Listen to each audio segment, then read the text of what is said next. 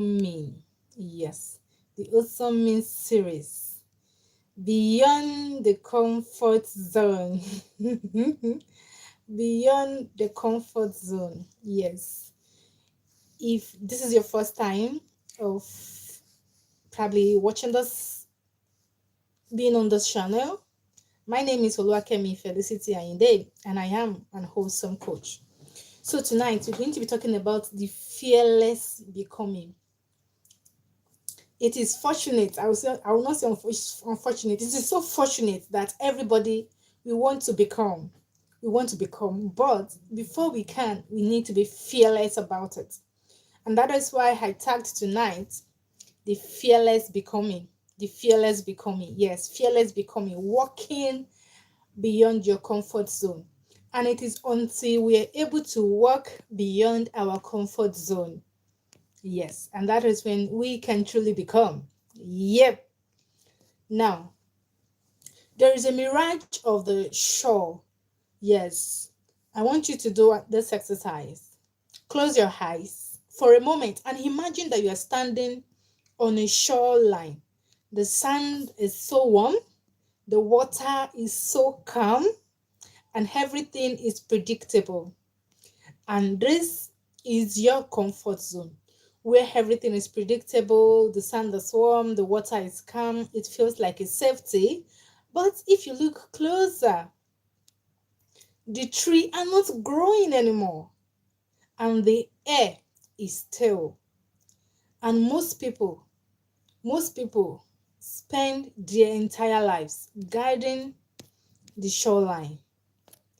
Most people spend their entire life wanting just to be there, just to be at the comfort zone where things are easy, where things are predictable.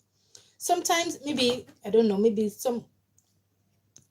people, they've lied to us. Maybe some people have lied to us that the place of comfort zone is a place whereby you just have to be there. Life is easy, life is not hard. You just have to be there. Well, it's okay. I'm not going to say anything is wrong with that. But to really become, you need to step out of your comfort zone. Take this analogy. And where is that safe comfort zone? Because there is a safe comfort zone as well. I will not, because there was a sister of mine when she was talking about, everyone is talking about comfort zone, comfort zone, comfort zone. And she cite an example of a fish, which is very logical. She said, everybody is saying leave your comfort zone. She said, fish, the comfort zone of a fish is usually inside water. We all know, right? She now said, if the fish left its comfort zone, the fish will die. That's analogy now prompted me, like, okay, there is a safe comfort zone. There is a comfort zone where you can still be safe, if you get what I'm trying to say. Yeah. Probably sometimes we are told that comfort is the goal of a successful life. Just like the fish example which I cited. Like, fish, don't leave the water. If you leave the water, you will die. Yeah. Probably somebody told us that. But I am here to tell you that comfort is a beautiful place where nothing ever grows. Where nothing ever grows. So that is my own definition of comfort. A place where nothing ever grows. If the fish is inside the water and is growing, it's okay. And talk about growth. It's not in age, but it's in becoming, it's in legacy, is in adding values to yourself and even to others. Yes. So today, we aren't just talking about trying new things. We are talking about becoming. To become is a verb of motion. If you aren't moving, if you aren't moving, if you are not moving, it means you are not becoming. If it is only your age that is growing or that is counting, if it is only your age that is counting, then you are not becoming. Yes. That's why I call this fearless becoming. And I said, fearless is not the absence of fear. It's not when there is no fear. It is when you realize that there is something that is greater than you, that your calling is more important than your comfort zone. Today, we are going to deconstruct your walls. We are going to learn the mechanics of the step out, and we are going to build stamina to stay in the growth zone until it becomes your new home. The growth zone have to become your new role, your new home. Yes. I'm going to be talking about deconstructing the safe wall. The comfort zone is a psychological state where your behavior, listen, the comfort zone is a psychological state of mind where what you do, your behavior, is able to fit a routine that reduces stress. When you're doing so a routine and you think, oh, I don't want to be stressed. When was the last time you were stressed? We'll get there. But here is the secret. Stress is the friction required for transformation.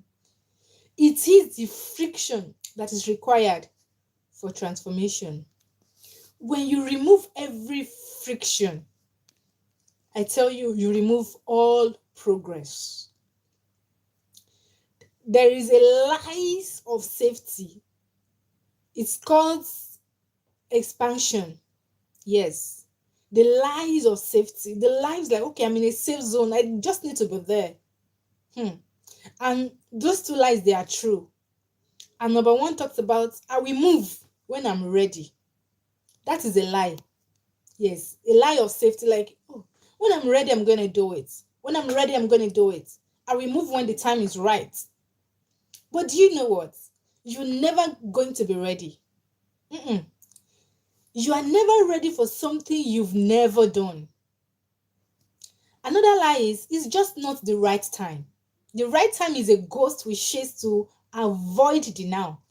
Do you know the best time? And not to say the best time was yesterday and the next best time is now. So I don't know that thing that you've been postponing that you're going to do tomorrow, or you will do later, or you will do when the time is right, or you will move when you are ready. Do you know what? You're never going to be ready. And the time, the right time, is a ghost that will chase. You're just doing that to avoid the now. Do it now. I put it to you. Do it now. Do that thing. Apply for that job now. Do your CV now. Do that thing now. Do that quiet time now. Write that book now. Go for that certification now. Do it now. Yes. Apply. I don't know if it is school. Do it now. Learn. It's a skill. Learn it now. Do it now. There's no better time. The better time you have to do that was yesterday, and the next best time is today. So if you are saying you're going to do it tomorrow, it's never going to get done. There is the comfort audit and the cost calculation. I want you to take 10 minutes to list your job. Probably you're going to watch this later. List your job, your relationship, your habits, and next to those things, write the date of your last significant discomforts. Listen again. List 10, list, no, not 10 things. It could be 10 things, but just look at your life. Take an audit of your life. Take 10 minutes out of your time. List the job, your relationship, and your habits. And next to them, write the date, the last date that you did something significant about maybe your relationship that was discomforting to you. If it's been more than 6 months, it means that area is stagnant. If in the last 6 months, what you did about your job, in the last 6 months, you never did anything about your job that is discomforting, then it's stagnant. Or your relationship, or your parenting, or your habits. Yes. And we usually calculate the risk of moving. Today, we calculate the risk of staying. I put it to you. Do you know that there's a risk of moving and the risk of staying, staying. What is the true cost of staying? Exactly where I am for the next 5 years. I'm asking you that question. What is the true cost of staying exactly where you are for the next 5 years? It's going to cost you more if you stay than it's going to cost you if you move. Yes. The cost is not just it's not just the lost time, it is the loss of the person you were meant to become. If you stay in that comfort zone, you have lost the person that you were meant to become. If you stay still, you are paying for safety with your potential. In 5 years, the safe wall will feel like a prison cell if you didn't take an action. Where you think is safe, where you think, oh, I'm okay here. I don't think I want to do anything more than what I'm doing. I think I'm okay. Let's just keep, I think I'm comfortable. In the next 5 years, that place that feels itself may feel like a prison cell if you don't move. If you don't move. If you don't move. If you don't move. If you don't add value to yourself. If you don't do something that is significant, that though is discomforting, but it's very, very significant. And there is a mechanics of the move. Yes. There's a mechanics of the move. When we transition from the fear zone to the learning zone, and that is where most people stops. That is where they quit. Now, they have moved, but they are not learning. Why? Because we expect to be experts immediately. We must embrace the messy middle. So, between you having the fear to move to the place of learning zone, there is a middle. That place might be so messy. So, we need to step out. We need to step out. We need to step out of our comfort zone. We need to move from even we need to move ahead from even the learning zone to a zone. They say wisdom is the application of the knowledge. To a zone whereby we apply everything we've learned. Yes, to apply everything we've been told. When I say we've been told, probably a revelation from God. You need to move to a place where you apply those knowledge. We need to step out. We need to step. I call something minimum viable step. Minimum viable step. Now, listen to what that means. If your goal is a mountain, your minimum viable step is putting on your shoes. Don't try to be fearless on day one. Just be 1% braver. You are the average of the 5 people you spend the most of your time with. We'll get there. Now, I want to talk more about this minimum viable step. And I'm going to cite a vivid example. For instance, I will take myself as an example. Probably I have a book in my head that I want to write.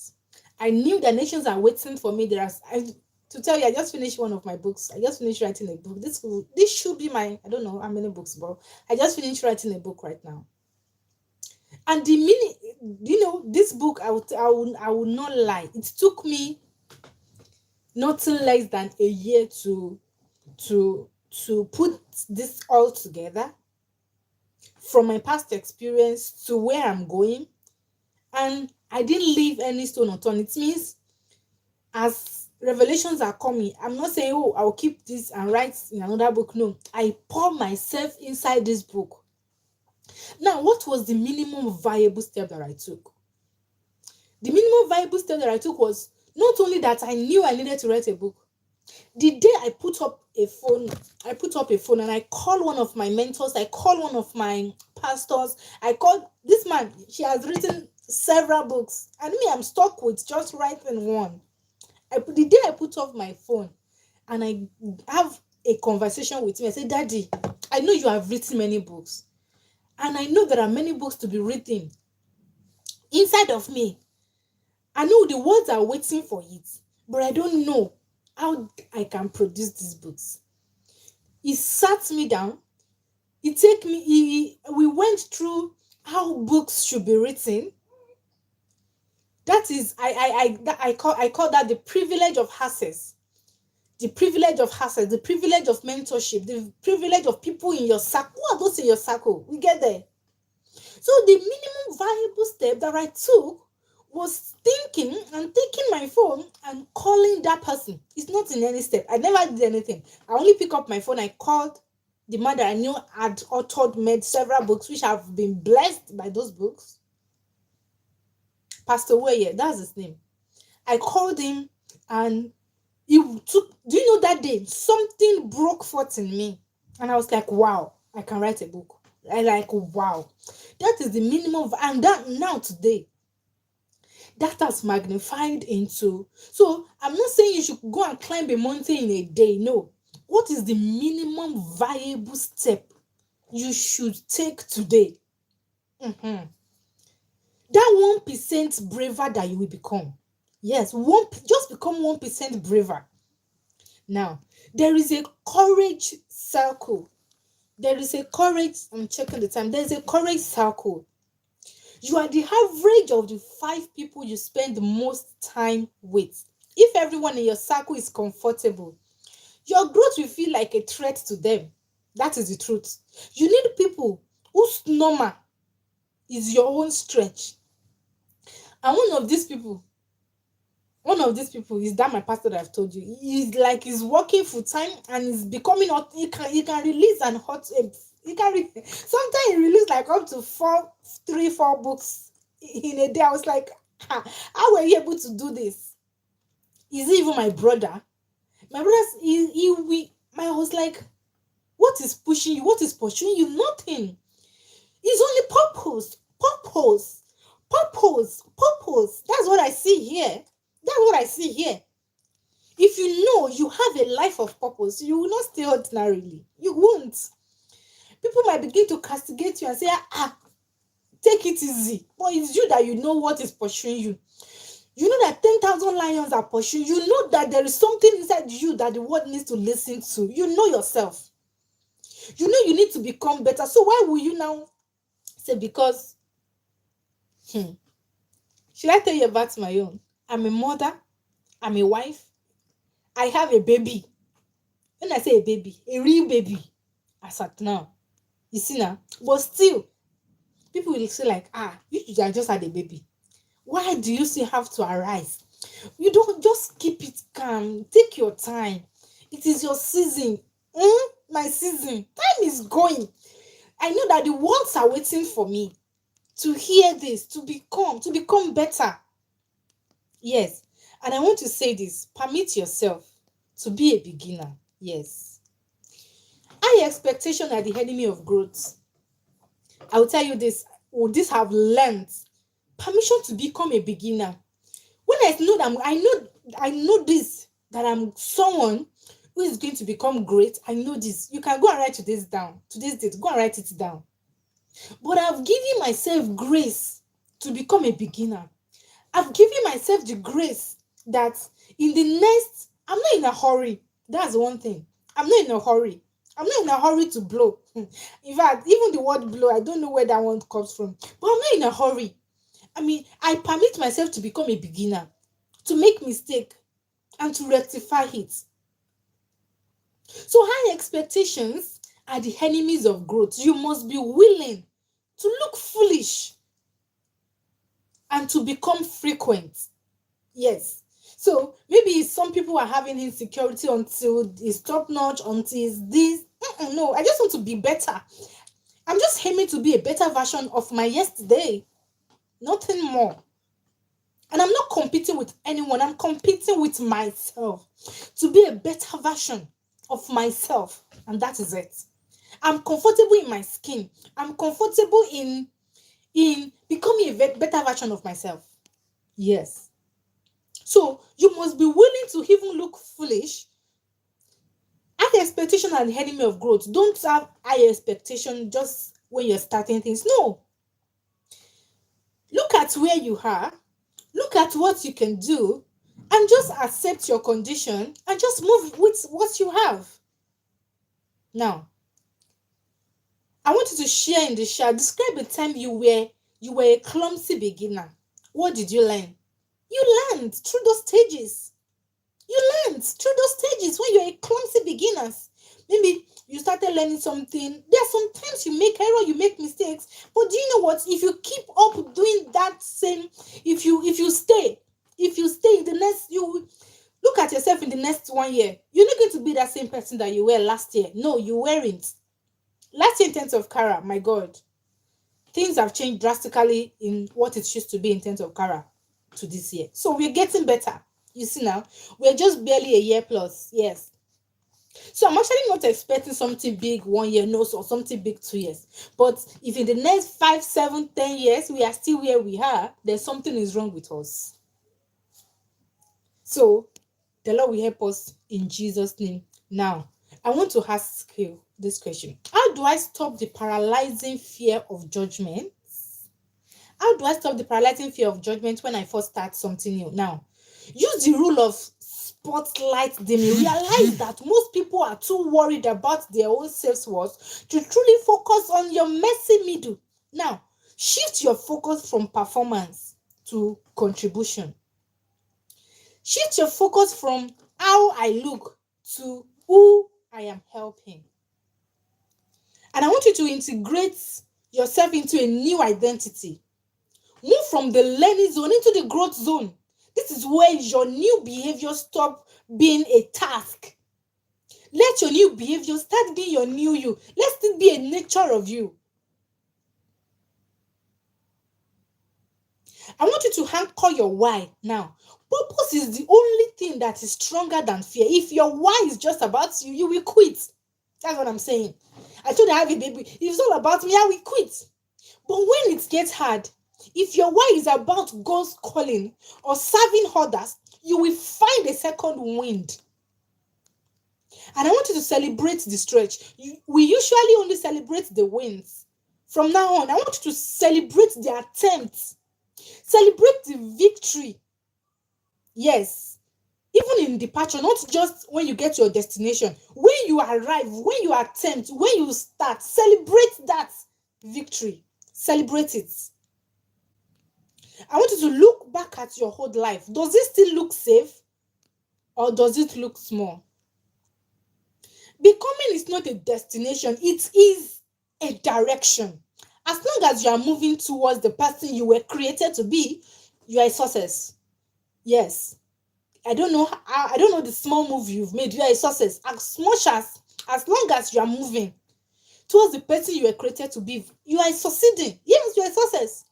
You are a pioneer of the deep. Yes. Yes. Yes. You are a pioneer. Yes. It could be messy, like I mentioned. It could be clumsy. It is growth. Even though it's messy, do it. Even though it looks clumsy, do it. Even though it's not 100% perfect, do it. You are becoming the best version of yourself. Take that new skills. Now, I'm going to be asking some few questions so that we could gain clarity into what I'm saying. What is that one thing you are doing today purely out of habit, not because it still serves you, but you are still doing it because it's part of your habit. It's not because you are still gaining something from it. Yes. If fear was physically, I'm asking you this question, so you need to answer it. If fear was physically removed from your brain for exactly 24 hours, what is the very first phone call you would make? I'm saying this so that you will know, so that you identify your primary growth targets. And I'm going to ask another question. On a scale of 1 to 10, how much is your current safety actually costing your mental health? And this is to shift your perspective from safety is good to stagnation is painful. It's more painful to be stagnated. Yes. Use these topics, use these questions, and use it to realign yourself. I will ask another question because I want you to really get it. Who in your life currently makes you feel like your big dream had too much? Who is that person? Please unfollow that person. Yes. Yes. What is the skill gap you've been using as an excuse not to start? What is that excuse that you've been using not to start that thing? What is that excuse? If you knew you were allowed to fail 3 times before succeeding, will you start today? Will you start today? See, most people, they don't fear failure. They fear permanent failure by giving themselves a I call it failure budgets. They lower the stakes of their first move. Yes. If you stay exactly as you are today, what will your children or peers learn about courage just by watching you? Just by watching you. Can you be a role model to others? Listen, when you look back at your past self from 5 years ago, what is one thing you used to be afraid of that is now boring to you? That thing you used to be very afraid of, but now that thing is now boring to you. This is to prove that you've already conquered fear zones before. Mhm. You've conquered it before. You can do it again. Is your why big enough to make you cry, or just big enough to make you interested? Your wife needs to be big enough to make you cry. Yes. Not just to be interested, to make you move, to make you take the step. Because interest gets you started, obsessions get you finished. You become obsessed. If the why doesn't have an emotional charge, it won't survive the messy middle. It won't. It won't. It won't. What is that lie of safety that you tell yourself to most often? Maybe you said, I'm just being realistic. I'm waiting for a sign. It's not yet time. When it is time, I'm going to do it. That is a lie of safety that you tell yourself most often. And it's not going to help. What does your comfort zone version? What does your comfort zone version of yourself look like? How do they walk, talk, and spend their mornings or their routines? Now, in the next 24 hours, because I'm not just going to leave you empty-handed. In the next 24 hours, and come back to this video to comment. In the next 24 hours, what is one minimum viable step you will take in the next 24 hours that requires zero money and only 10 minutes of courage? Because some of you will say that it's money. No, no, no, no, no. That requires zero money, but only takes 10 minutes of courage. What is that one thing you are going to do?